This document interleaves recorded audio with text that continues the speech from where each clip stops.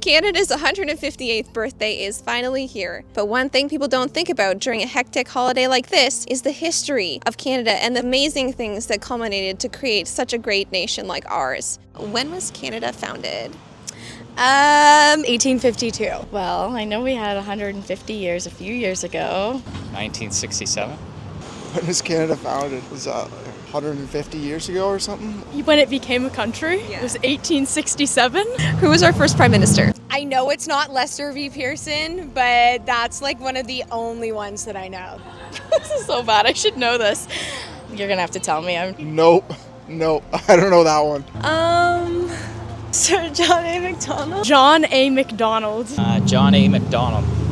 What was Canada called before it was Canada? Was it Canada? New England or New Britain or something? I want to say New England. Yeah. It was something like British North America or Upper Canada. Quebec. Upper and Lower Canada. British North America. Was it like Canada or something? New France. Who were the fathers of Confederation? Fathers of Confederation? Was one of them Trudeau? Is John A. Macdonald one of them? Was there like Cartier? Is he one? Are they the ones that signed the British North America Act? Was John A. Macdonald one of them? Yeah. Fathers of Confederation were the founders of Canada. There were 4 provinces at the time, and they took them all together and made it Canada. It would be Sir John A. Macdonald, and George Brown, and Georges-Étienne Cartier, Charles Tupper, Samuel Leonard Tilley. So those were like the 5 really big ones, and then there were others as well. Who were the loyalists? Loyalists. Oh, you mean from the States? Right. The people who, like from Quebec? During the American War of Independence, there was a large group of people who were not for the American cause. So they were still loyal to the British Crown. They either fought for Britain or sympathized with Britain. When the war ended, a lot of their property was confiscated in the United States because they were considered sympathizers to the enemy. They actually were granted free land up here in southern Ontario. By the time 1812 rolled around, about half of Canada's English-speaking population was actually of Loyalist descent. What was the Underground Railroad? It's one of the major things that we're known for the building and the mining, but I believe it was like a radical movement to bring safety for like people passing through. Underground Railroad? Is that the railroad that went like across Canada?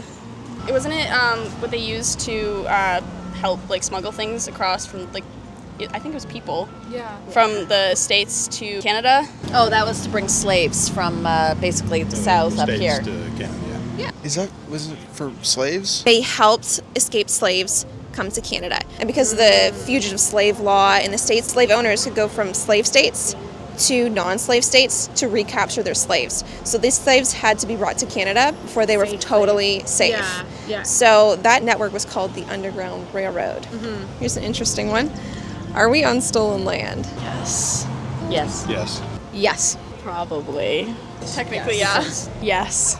Kind of what we hear all the time is that we're on stolen land, and we should be very remorseful about that. Back when Canada was being divvied up for settlement, before it actually became a country, 6 blocks of land were granted to the Six Nations in this area, and Waterloo region was one of them. But in 1798, it was purchased from the Six Nations by a man named Richard Beasley. So it wasn't actually stolen, it was purchased. And I'm pretty sure that was the case for the rest of the 6 blocks of land that the Six Nations had in this area. The narrative that we're all on stolen land it's not always true. That case, like the case of purchasing land from the Six Nations and other Indigenous peoples, is actually quite common. If you go and read back, talks about the peoples that they purchased their land from. And different companies would purchase the land at like wholesale price and then divvy it up to pioneers and settlers. That's pretty interesting. I didn't know that. No, that would be the first time I've ever heard of like it being bought and actually like someone having the rights to it. It's not all stolen. So there's this narrative that we hear and we're like, oh, we're sorry for who we are because we're Canadian, we're on stolen land. But I personally think we need to, yes, acknowledge history, but it's not all like that. It's not all bad. Canada is actually a really cool country. We did some really cool things. Absolutely. And the slaves, in the United States. Their slaveholders prevented them from getting educated because they knew that when they learned things, they would be much more powerful human beings. In Canada, we need to be more educated about our history so that we're a much more powerful force. There you have it, guys. Canadians simply don't know about their country and the things that created such a great nation like Canada. If you like this video, please hit the like button, subscribe, and comment down below other great stories that you would like to see Canadians react to.